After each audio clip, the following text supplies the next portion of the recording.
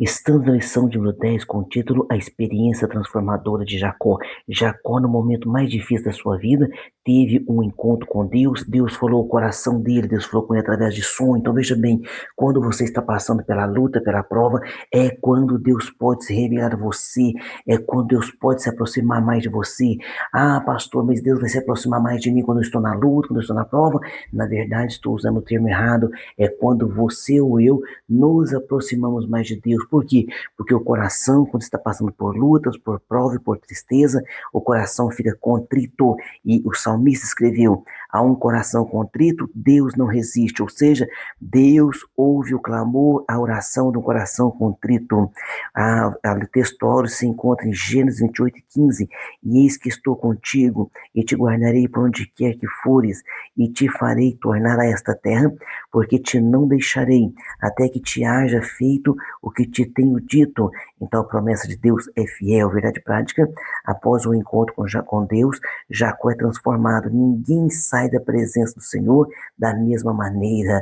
Oh glória! Então quando você ouve a palavra, quando Deus fala ao seu coração, nosso coração se fortalece, nós saímos fortalecidos, saímos igual um leão, né? Saímos com aquela certeza em nosso coração. Leitura bíblica em classe se encontra em Gênesis capítulo 28, versículo 10 ao 17. Nós vamos agora para a nossa introdução. Na lição anterior, vimos que o relacionamento entre Esaú e Jacó era conflituoso, a ponto de Esaú planejar matar Jacó, depois do episódio que resultou na perda da bênção, né, que seria sua após a morte de Isaac. Então, quando a mãe, né, de Jacó convenceu ele para enganar o seu pai, agora Esaú recebeu a bênção no lugar de Esaú, né? Então Esaú agora ficou muito furioso e ele tem que fugir. Então sempre que o homem tenta fazer alguma coisa para ajudar Deus, né? Sempre alguma coisa errada vai sair. Por quê? Porque Deus é que está no controle de tudo. Então Rebeca e Isaac aconselharam Jacó a ir para a casa do seu parente, o tio Labão, em Harã. Jacó tornou-se um fugitivo e saiu de casa sem levar nada, indo em direção ao deserto. Mas Deus revelou-se a ele num sonho que mudou sua vida, ou seja, Deus revelou-se a ele no deserto, Deus revelou-se a ele na prova, Deus revelou-se a ele na dificuldade, é onde nós nos aproximamos mais de Deus. Parte um sonho que mudou uma vida. No item 1, uma escada que tocava o céu. Esse foi o sonho, né, que Jacó teve ali no meio do deserto. Durante sua fuga da casa de seus pais, Jacó dormiu e teve um sonho divino. Em seu sonho, ele viu uma escada cujo topo tocava os céus. Os anjos de Deus subiam e desciam por ela. Olha que sonho maravilhoso, né? E sonhou, e eis que era posta na terra uma escada cujo topo tocava os céus, e eis que os anjos de Deus subiam e desciam por ela. A Bíblia diz, é, a Bíblia diz que os anjos são espíritos ministradores. Então, o que são os anjos, pastor? A Bíblia diz que são espíritos ministradores enviados para servir a favor daqueles que hão de herdar a salvação. Então, na verdade, quando nós falamos, né, que cada pessoa não tem o seu anjo da guarda, porque isso é uma tradição da cultura judaica, mas que nós temos alguém que é o dono dos anjos, e ele dá ordem aos seus anjos, Salmo 91, ele dá ordem aos seus anjos para te guardar. Então você não tem um anjo específico da guarda, a pessoa fica triste ao saber disso, né? Você pode ter um carro, um cachorro, mas anjo não, anjo nós não temos. Nós temos o dono dos anjos, o Espírito Santo mora em nossos corações e ele intercede por nós junto ao Pai, junto ao Filho, e o Senhor Jesus Cristo dá ordem aos seus anjos para nos guardar. Eles trabalham para aqueles que confiam em Deus. Nas Escrituras Sagradas vemos por diversas vezes o Senhor revelando sua vontade aos seus servos por intermédio de sonhos e dos anjos, né? Então você vê que Deus, ele tem uma maneira maravilhosa de estar falando com cada um de nós. Lembra daquela história que, ó, então José, seu marido, como era justo e não queria infamar, né, a sua esposa, a jovem Maria, ele ia embora, deixar Maria, porque Maria ficou grávida, e ele achou que era assunto um tanto quanto estranho, né? Imagina, se fosse qualquer homem, pensaria a mesma coisa, mas ele queria deixá-la não deixá-la com má fama, né? Porque ele dizia, esse filho não é meu. Então ele tentou deixá-la secretamente, e projetando ele isso, Eis que em sonho lhe apareceu um anjo do Senhor dizendo: José, filho de Davi, não temas receber a Maria, tua mulher, porque o que nela está gerado é do Espírito Santo. Então veja bem como que os anjos sempre, né, trabalhando ao nosso favor. Então, pastor, então eu tenho que acender vela aos anjos? Não. Então eu tenho que orar intercedendo, pedindo para algum anjo? Não, você ora ao Jesus, que é o dono dos anjos. Deus apresentou-se em sonhos a Jacó. Em seus sonhos, Jacó não somente viu os anjos, mas Deus apresentou-se a ele no topo daquela escada. O Senhor falou com Jacó de modo semelhante com o que falara ao seu pai. O Eterno fala a respeito do seu pacto com Abraão e Isaque, prometendo que daria a Jacó a terra que ele estava deitado. Ou seja, você vai, depois Jacó passou por aquela prova, aquela luta, aqueles anos, depois voltaria e herdaria aquela terra. Então aquela terra seria de Jacó e também dos seus descendentes, da sua descendência. Certamente Jacó estava temeroso, né, com todas aquelas lutas, aquelas aflições, aquele engano com seu pai, ter que fugir agora. Então Deus falou com ele para confortar o seu coração. Então Deus, o Senhor, ainda em sonho, consola, dizendo que estaria com ele e o guardaria de todo o perigo. No item 3 agora, da parte primeira, as promessas de Deus a Jacó. Deus revelou-se a Jacó em sonhos, ele fez promessas. Primeiro prometeu dar-lhe a terra que ele estava deitado. Então, naquela noite sombria, né? O Senhor lhe faz esta promessa. O Senhor diz isso a ele. Depois prometeu que sua semente seria tão numerosa como o pó da terra e que ocuparia os quatro cantos da terra. Então, você vê que em todo canto tem judeu, em todo canto tem judeu. Você vê no Brasil mesmo, um grande empresário, apresentador de TV, que é o Silvio Santos, com uma figura conhecidíssima no Brasil, ele era judeu. Inclusive, Silvio Santos é também da descendência de Davi, né? Uma coisa interessante isso aí. Então você vê que nos quatro cantos tem judeus, sempre são pessoas prósperas, viu? São pessoas abençoadas e que ocupariam os quatro cantos da terra. Em seguida, repetiu a promessa que fizeram a Abraão e também a Isaac, e a tua semente será como o pó da terra. Então veja bem como é grande, né? A descendência, como tem judeu para todo lado, igual eu acabei de falar, citar aqui. Por último, prometeu-lhe que estaria com ele e guardaria ele de todo o mal, onde quer que ele andasse, e que ele daria e que ele faria retornar àquela terra. Então, a promessa de Deus é fiel. Passarão os céus e a terra, mas a promessa de Deus, a palavra de Deus permanece. Amém? Parte 2. As descobertas de Jacó. No item 1, Jacó descobriu a presença de Deus depois de despertar do seu sono. Jacó disse: na verdade, o Senhor está neste lugar e eu não sabia. Olha que coisa interessante, né? O Senhor está neste lugar e eu não sabia. Ele estava vivendo um dos piores momentos da sua vida, fugindo do seu lar em direção ao seu tio, né? Estava sobre o risco de morte pelo seu irmão irado com ele. Então toda aquela desavença, saindo de casa sem nada, não sabe como seu tio iria receber, e Deus conforte seu coração. No entanto, é nesse momento de diversidade que Deus revelou-se, mostrou que Jacó não estava sozinho. Então Deus se revela a você, Deus se revela a nós e mostra que não estamos sozinhos nessa jornada, viu? Jacó descobriu também o que é a casa de Deus, descobriu Deus, a presença de Deus, descobriu que Deus estava com ele e descobriu a casa de Deus. Jacó ficou tão impactado com o seu sonho, com a revelação de Deus e sua presença naquele lugar, que exclamou com temor: quão terrível é este lugar! Este não é outro lugar senão a casa de Deus, né? Ele fez um marco naquele lugar para que ele soubesse, né, aonde foi ele que ele deitou, onde foi ele que teve aquele sonho, e temeu e disse: quão terrível é este lugar! Este lugar não é outro lugar senão que a casa de Deus, senão a casa de Deus, e esta é a porta dos céus. Olha que interessante, quando você está cultuando, então ali é a porta dos céus. Quando você ora e vai até a sala do trono e fala com Deus, é essa porta dos céus. Foi uma experiência extraordinária, sozinho em meia escuridão, ele jamais esperaria ter um encontro tão real com Deus. O Senhor estava iniciando um processo de transformação na vida de Jacó. Haveria uma mudança de dentro para fora no patriarca. Então Deus sempre muda, sempre transforma as nossas vidas. Não, veja bem, Entenda comigo, Deus chama Abraão com 75, com 100 anos ele tem um filho, já é 25 anos servindo a Deus. Quando o filho tem cerca de 25 anos, quer dizer, 50 anos servindo a Deus, ele vai no Monte Moriá sacrificar o menino. Quando Deus dá o brado e diz, não faça tal, ele olha e tem um cordeiro.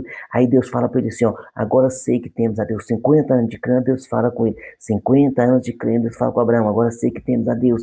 Então não importa quantos anos de crente você tenha, sempre vai haver provas, sempre vai haver lutas, mas Deus estará contigo, amém? No item 3, Jacó descobriu a porta do céu. Sabemos que uma porta é uma abertura através da qual temos acesso a determinado ambiente. Na nova aliança, conforme nos revela a palavra de Deus, a porta de acesso aos céus é o Senhor Jesus Cristo. Ele declarou, eu sou a porta, e se alguém entrar por mim, salvar-se-á, e entrará e sairá, e achará pastagem. Então ele é a porta. Hoje não há outra maneira de chegar-se a Deus, ser transformado e santificado, senão por intermédio do Senhor e Salvador Jesus Cristo. Ele é a porta das ovelhas, né? Ele é o caminho com letra maiúscula, não é? E não é um dos caminhos, ou não é um caminho, ele é o único caminho, único e suficiente Salvador. Amém? Parte 3, a coluna de Betel.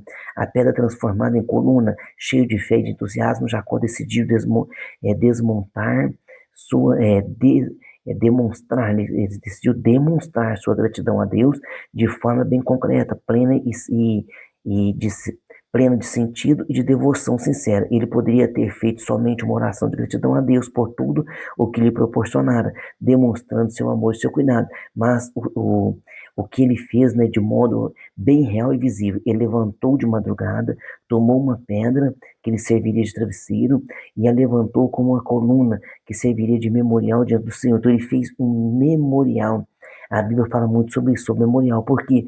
Porque até a própria Santa Ceia, né, fazer isso em memória de mim, porque o ser humano, ele tem a maneira de esquecer as coisas, esquece as coisas. Então, nós não podemos esquecer dos benefícios do Senhor. É um memorial, um memorial. Então, levantou-se Jacó de manhã, de madrugada, tomou uma pedra que tinha posto por sua cabeceira e a pôs por coluna e derramou azeite em cima dela, marcou aquele local, né, como local de adoração ao Senhor. Ele levantou de madrugada, tomou essa pedra e marcou esse local.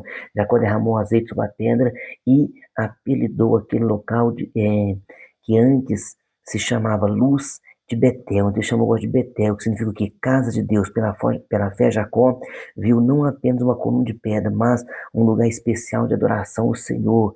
Então esse memorial tem que estar em nosso coração. Em nosso coração tem que ter essa coluna, esse azeite, essa graça de Deus sobre a nossa vida. Eu voto de gratidão a Deus.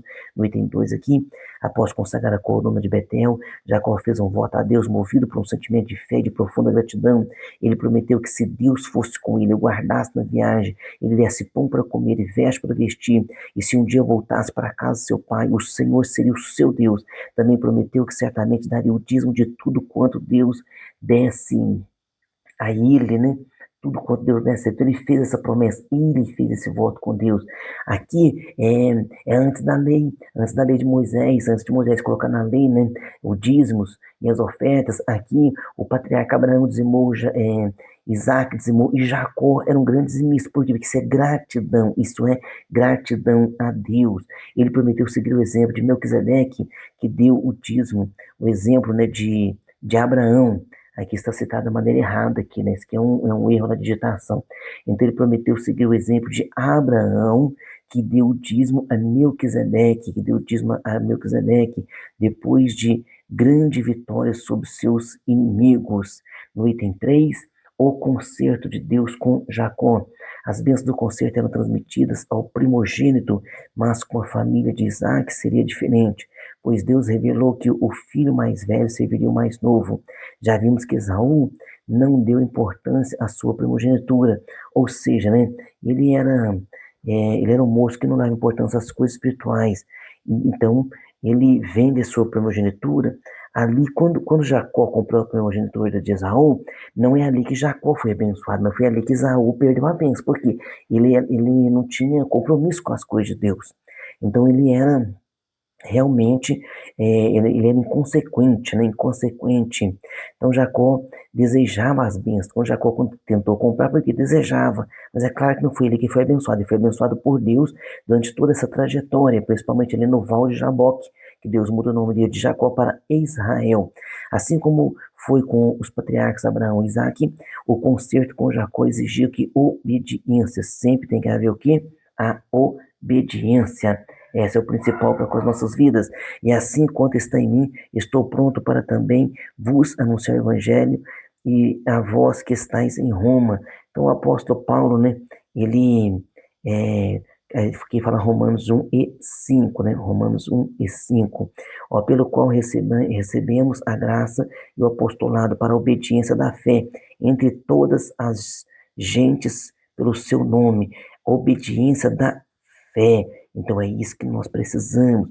Nós precisamos ter essa obediência da fé.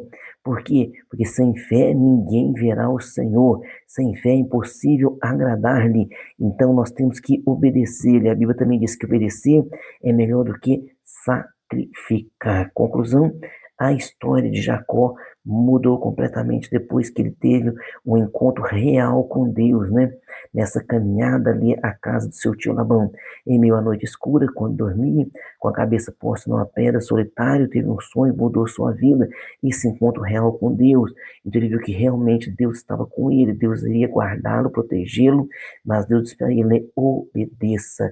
Da mesma forma, Deus falou para Josué, e Josué estava no lugar agora de Moisés, o grande líder Moisés. Ninguém nunca foi comparado a Moisés como líder, né, para o povo de Israel, mas Deus falou com Josué: serei contigo, mas você tem que obedecer e seguir essa lei, né? De dia e de noite, obedecendo a palavra. Amém?